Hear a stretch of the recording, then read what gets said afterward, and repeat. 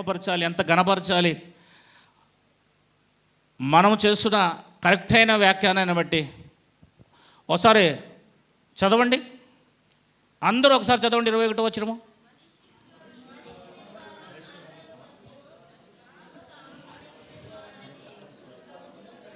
ముందు అడ్రస్లో ఏమన్నా ఇప్పుడు తీసేకూడదు ప్రశ్న ఎందుకుంటుంది అట్లా సర్లే. అందరూ చదవమని చెప్పినా నేను.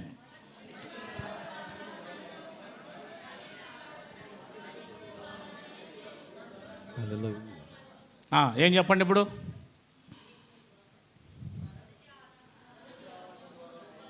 ప్రవచనములో ఉండే మొదటి ఆదాము ద్వారా మరణం వచ్చెను, రెండవ ఆదాము ద్వారా పునరుద్ధానము కలిగెను.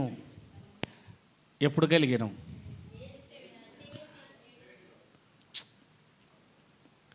యాభై 52 ఎక్కడ, 70 ఎక్కడ? ఇదో ఈ వచనం కూడా ఈరోజు క్రైస్తవులకు అర్థం కావట్లేదంటే ఆలోచన చేయండి. మీకంటే ఇంకా అర్థం కావట్లేదంటే పెద్ద పెద్ద బోధులకి అర్థం కావట్లేదు. మీరంటే ఇంకా అందరికి వాళ్ళకంటే పెద్ద బోధకులు. హల్లెలూయా. దీన్ని భవిష్యత్తులో జరగబోయే ఇప్పుడు త్వరలో 3వ మందిరం కడతారు, ఎర్రపే దొరికింది అంటున్న వారు దీన్ని ఏమనుకుంటున్నారు? కలిగెను అనేదాన్ని భవిష్యత్తులో కలుగుతుంది అనుకుంటున్నారు. కలిగెను అంటే అర్థం ఏంటి? సెంటెన్స్ ఆ యొక్క టెన్స్ కూడా తెలియకపోతే ఎట్లా మనకి? కలిగెను ఎప్పుడు కలిగెను? When it was came. ఎప్పుడు కలిగెను పునరుద్ధానము? When the resurrection was happened. ఆదాము నుండి అందరూ మృతి పొందుచున్నారు. By the first Adam. భౌతిక సంబంధమైన మృతిని గురించి మాట్లాడతలేదు Bible. So that is not related to the physical death. ఆ చెట్టు ఫలము తిను దినమున నిశ్చయముగా నీవు చచ్చెదవు. So if you eat the fruits of that, the ఆత్మ చనిపోయింది అక్కడ. So there the death happened in the spirit. అతనిలో ఆత్మ దేవునితో సంబంధాన్ని పోగొట్టుకుంది. So in that the first Adam was ఆత్మీయ మరణము, lost his life in the spiritually. ఆత్మీయ మరణము That is related to spiritual death. నిబంధన విషయములో మరణము. So that is related to the దేవునితో ఎడబాటు. That is the separate from God, related to the death, related to the covenant. అందుకే ఆదాము వాళ్ళని శరీరంలో వాళ్ళు బ్రతికే ఉన్నారు కాబట్టి బయటికి పంపించేసాడు వాళ్ళని. Still they are alive in the fleshly body, and 930 సంవత్సరాల తర్వాత చనిపోయాడు ఆయన. After 930 years God was testifying that. మరి ఆయన పిల్లలు కానీ ఆ స్త్రీలను ఆ కూతురులను కుమార్తెలను కన్న తర్వాత 930 సంవత్సరాలు చనిపోయాడు. So after 930 years ఆ మరణం గురించి ఆదికాండం 2వ అధ్యాయం 17వ వచనం మాట్లాడదు. So Genesis chapter 2 verse 17 is not speaking about the physical death. వెంటనే దేవునితో సంబంధాన్ని కోల్పోయే ఆత్మీయ మరణం జరిగింది. So that is related to the spiritual death which is happening పండు instantly. తిను దినమున ఆజ్ఞ అతిక్రమం చేసిన రోజునే. So whenever you eat that fruit, that time only. ఆజ్ఞ అతిక్రమమే పాపము.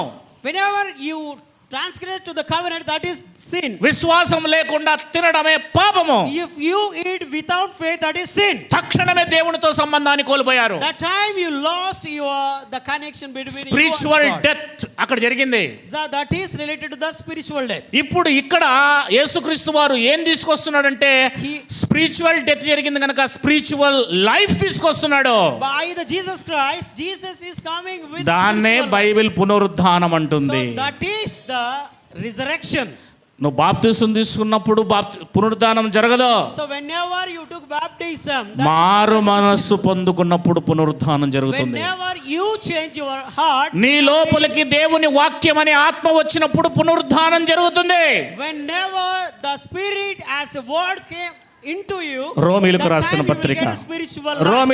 పత్రిక 8వ అధ్యాయం Romans chapter 8 10వ వచనం verse 10. క్రీస్తు మీలోనున్న ఎడల మీ శరీరం పాపం విషయమై మృతమైనది గాని మీ ఆత్మ నీతి విషయమై జీవము కలిగి ఉన్నది. And if Christ be in you, that body is dead because of sin, and the spirit is life. క్రీస్తు ఆత్మ మీలోకి వస్తుంది. Whenever the Christ be in you, క్రీస్తు ఆత్మ మీలోకి వస్తుంది, whenever the Christ be in you, మీ శరీరమేమో పాప నియమంతోనే ఉంటుంది. but the body is with the sin covenant of the sin. మీ శరీరమేమో పాపముతోనే ఉంటుంది. The flesh body is with the sinner. దాని స్వభావం మట్టిలో పెట్టదాకా పోదు. So till it get buried, it will be like that. ఈ శరీర స్వభావము మట్టిలో పెట్టేదాకా ఎవ్వడికి పోదు. The fleshly manner will go without bury. ఏ ఒక్కడైనా సరే ఈ ప్రపంచంలో పోదది. So whoever it is, కానీ మీలోనికి దేవుని ఆత్మ వస్తుంది. whenever the spirit come into you, చనిపోయిన మీలో ఉన్న ఆత్మను దేవుని ఆత్మ బ్రతికింపజేస్తుంది. so whenever Holy Spirit come into you, then it will make you to live in spirit. రోమా 8:10 మళ్ళా చదువుదాం. Again I will read 8:10. క్రీస్తు మీలోనున్న ఎడల, if Christ be in you, అంటే యేసుక్రీస్తు ఆత్మ మీలో ఉన్న ఎడల, if Christ in you, మీ శరీరం పాపం విషయమై మృతమైనది. the body is dead because of sin. అంటే యేసుక్రీస్తు యొక్క ఆత్మ మీలోకి ఎప్పుడైతే వస్తుందో, whenever the spirit come upon you, అప్పుడు మీ శరీరము పాపము చెయ్యదు. that time the body will not do the sin.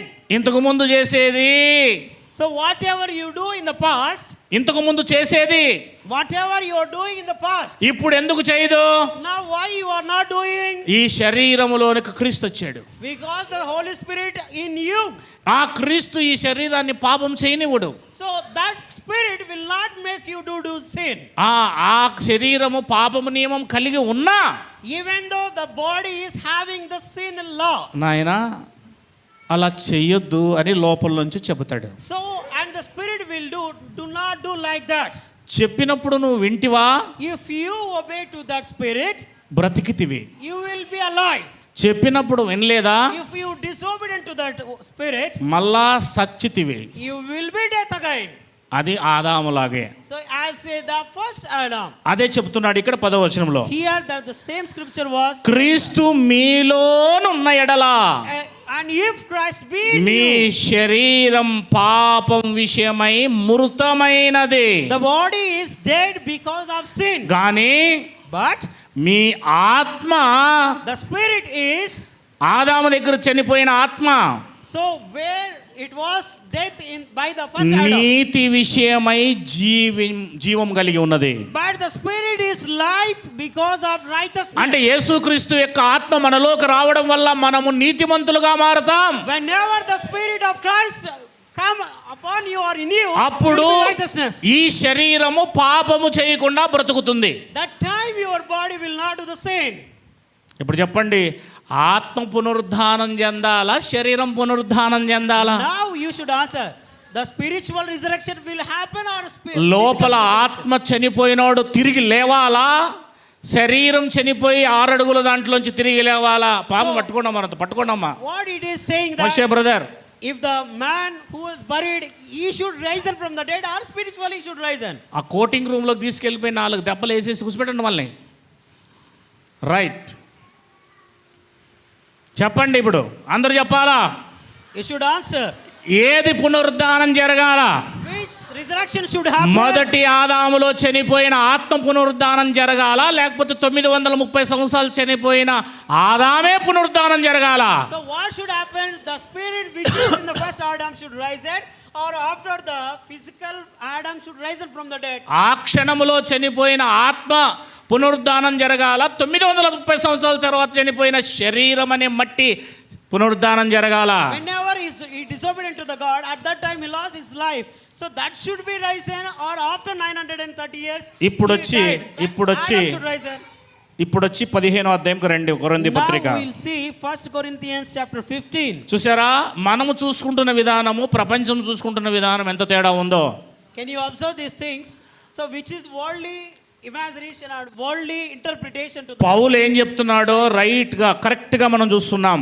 now we are clearly observing the what the Paul's vision. 15:21 chapter 15 verse 21. మనుషుని ద్వారా మరణం వచ్చెను గనుక, for since by man came death. ఆ మరణం ఏం మరణమో? that death which death it is? చెప్పాల దానియేల్, ఏం మరణం? కాపీ కొడుతున్నాడు. కప్పి కొడుతున్నాడు. అమ్మా లాస్ట్ బయట ఉన్నోళ్ళు ఏం మరణం అమ్మా? ఎలిజబెత్ అమ్మా,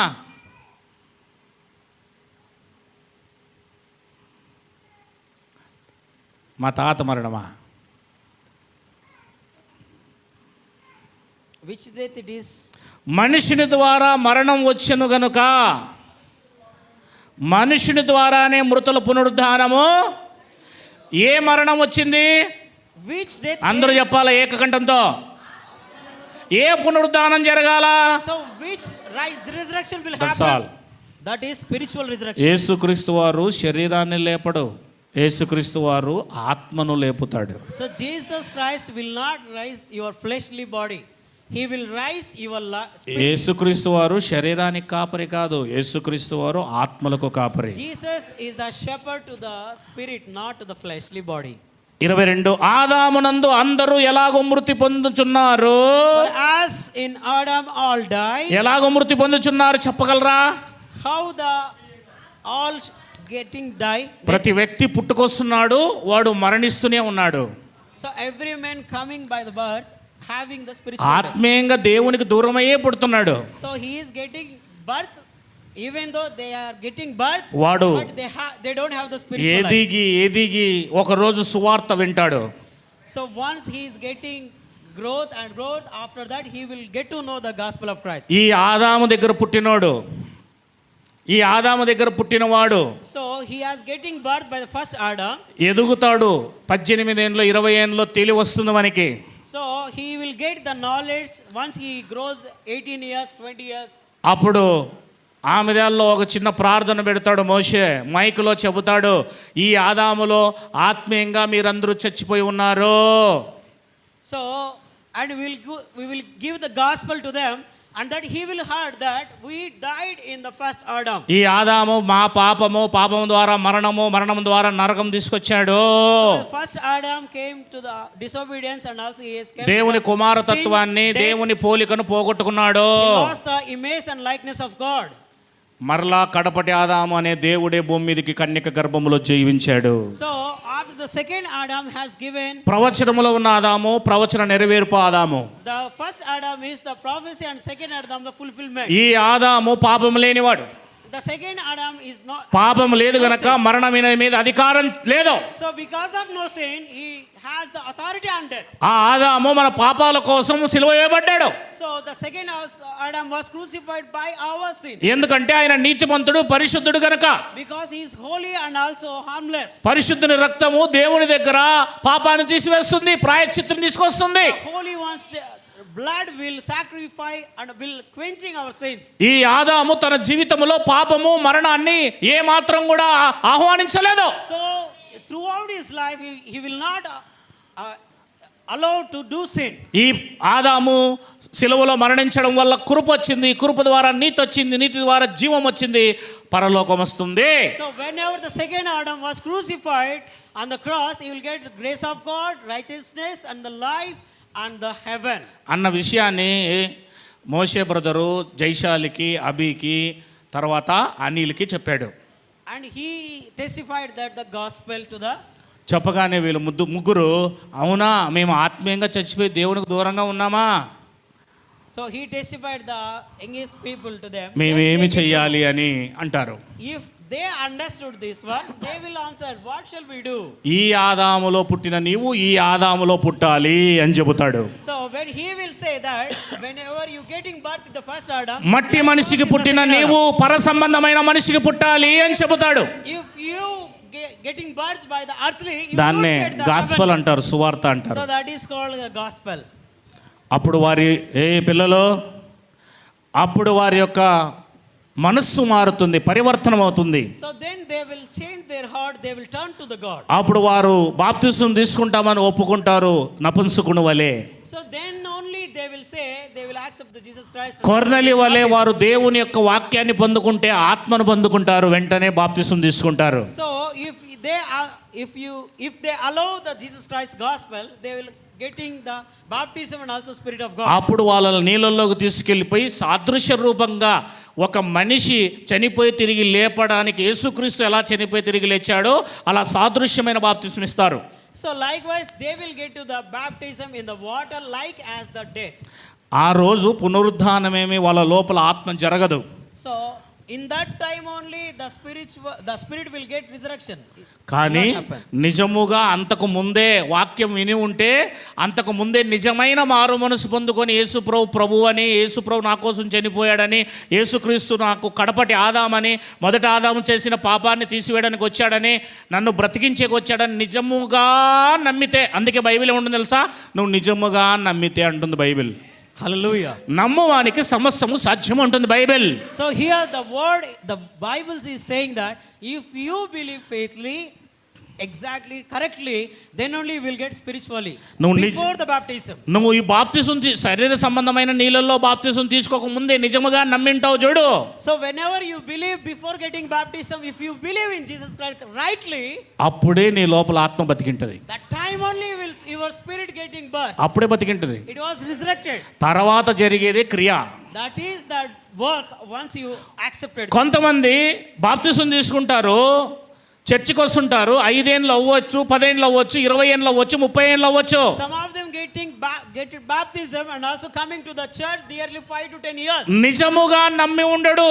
But they will not believe rightly. బాప్తిస్మానికి ముందైనా బాప్తిసం తర్వాత అయినా 20 సంవత్సరాల వరకైనా, even before baptism or after baptism nearly 20 years also, వానిలో ఆత్మ ఇంకా సచ్చే ఉంటది. Still they will not believe in Jesus rightly, but their spirit was died. సచ్చే ఉంటది.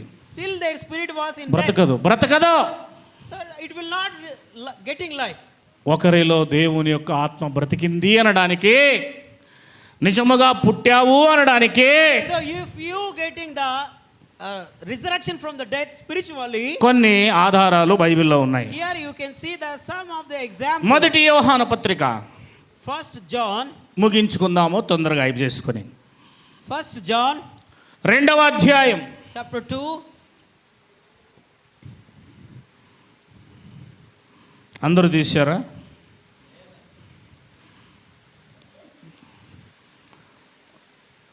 29వ వచనం. ఆయన నీతిమంతుడని మీరు ఎరిగి ఉన్న ఎడల, అంటే తెలుసుకున్న ఎడల, నిజముగా if ye know that he is righteous, తెలుసుకొనిన ఎడల నీతిని జరిగించు ప్రతివాడు ఆయన మూలముగా పుట్టి ఉన్నాడని ఎరుగుదుము. ye know that everyone that doeth righteousness is born of him. నిజముగా యేసు ప్రభు నీతిమంతుడని నిజంగా నమ్మావా? నిజంగా విశ్వసించావా? If you know that he is righteousness, you are believing rightly, అప్పుడు నీవు నీతి క్రియలు చేస్తా ఉంటావు. then you will do it the righteousness. ఆ నీతి క్రియలే ఏమని చెబుతాయంటే నువ్వు పునరుద్ధానమయ్యావు, so that righteousness, నువ్వు తిరిగి జన్మించావు, that will testify that you are resurrected by the spirit అని చూపిస్తున్నాయి. so that indicates that. 4వ అధ్యాయము మొదటి యోహాను పత్రిక so 1 John 7వ వచనం. verse 7, ప్రియులారా మనము ఒకరినొకడు ప్రేమింతుము, ఏమనగా ప్రేమ దేవుని వల్ల కలిగింది, ప్రేమించు ప్రతివాడు దేవుని మూలంగా పుట్టి ఉన్న వాడై దేవుని ఎరుగును. and everyone that loveth is born of God and knoweth God. ప్రేమించు ప్రతివాడు దేవుని వల్ల పుట్టినాడు. అంటే నువ్వు తిరిగి నీ లోపల ఆత్మ జన్మించింది అనడానికి ఇంకొక ఆధారం ఏంటి? if your spirit was risen from the death, it is alive, that it means నీవు ప్రతి ఒక్కరిని ప్రేమిస్తావు. then you will love all. 13వ వచనం. verse 13, దీని వలన మనము ఆయన యందు నిలిచి ఉన్నామనియు ఆయన మన యందున్నాడనియు తెలుసుకొనుచున్నాము, ఏలైనగా ఆయన మనకు తన ఆత్మలో పాలు దయచేసి ఉన్నాడు. hereby know we that we dwell in him and he in us, because he hath given us of his spirit. దేని వలన అంటే 13లో 12వ వచనం చదువుదాం. ఏ మానవుడు దేవుని ఎప్పుడునూ చూచి ఉండలేదు, no man hath seen God at any time. మనం ఒకరినొకడు ప్రేమించిన ఎడల దేవుడు మన యందు నిలిచి ఉండును. If we love one another, God dwelleth in us. ఆయన ప్రేమ మన యందు సంపూర్ణమగును. And his love is perfected in us. అప్పుడు దేవుడు మనలో ఉన్నాడు, దేవుని వల్ల పుట్టామని అదే మీకు ఆధారం. So hereby know we that we dwell in him and he is in us. మీకు మరొకరు చెప్పాల్సిన అవసరం లేదు. So nobody can tell you that God is in you. దేవునికి మహిమ కలుగును గాక. Praise to the God. ఎలా పుట్టామో, how we get birth, పుట్టక గురించి మనం గమనిస్తున్నామా? can you observe related to the birth? 3వ అధ్యాయము 16వ వచనము. ఆయన మన నిమిత్తము తన ప్రాణం పెట్టెను గనక దీని వలన ప్రేమ ఎట్టిదని తెలుసుకొనుచున్నాము. మనము కూడా సహోదరుల నిమిత్తం మన ప్రాణం పెట్టబద్దులమై ఉన్నాము. Hereby perceive we love of God because he laid down his life for us, and we ought to lay down our life for the brethren. 5:17 అయితే మరణకరమైన పాపం గలదు, దేవుని వలన పుట్టిన దేవుని మూలముగా పుట్టిన వాడెవడనూ పాపము చేయడని ఎరుగుదము. దేవుని మూలంగా పుట్టినవాడు తన్ను భద్రము చేసుకును గనక దుష్టుడు వాణ్ణి ముట్టడు. And ye shall give him life for them, he sin not unto death, and all unrighteousness is sin, and there is sin not unto the death. 5:4 దేవుని మూలంగా పుట్టిన వారందరూ లోకమును జయింతురు, లోకమును జయించిన విజయం మన విశ్వాసమే. Chapter 5 verse 4 for whatever is born of God overcometh the world, and that is the victory that overcometh the world, even our faith. ప్రవచనము నెరవేర్పు. Can you observe this one, the prophecy and the fulfillment? ప్రవచనములో ఆదాము చేసిన పాపము, so in the prophecy side we observe that the Adam's sin, నెరవేర్పులో ఆ మరొక ఆదాము చేసిన జీవము, కృప, నీతి కార్యాలు. so another side, the fulfillment side, we observe that second Adam did the life and also works related పాత to the నిబంధనలో చెప్పబడిన ఆదాము, in the Old Testament's Adam, క్రొత్త నిబంధనలో చెప్పబడిన ఆదాము. the New Testament's Adam. అంటే ఇక్కడ ఏ ప్రవచనాలు చెప్పబడ్డాయో ఆ ప్రవచనాలు ఎవరిలో నెరవేరబడ్డాయి? So whatever prophesied in the Old Testament was fulfilled in the యేసుక్రీస్తు వారిలో. Jesus Christ. అంటే కలిగి ఉన్నది ఏదియు ఆయన లేకుండా కలగలేదు. So whatever is here that was by యోహాను 1:3 చదవమ్మా. కలిగి ఉన్నది ఏదియు ఆయన లేకుండా కలగలేదు.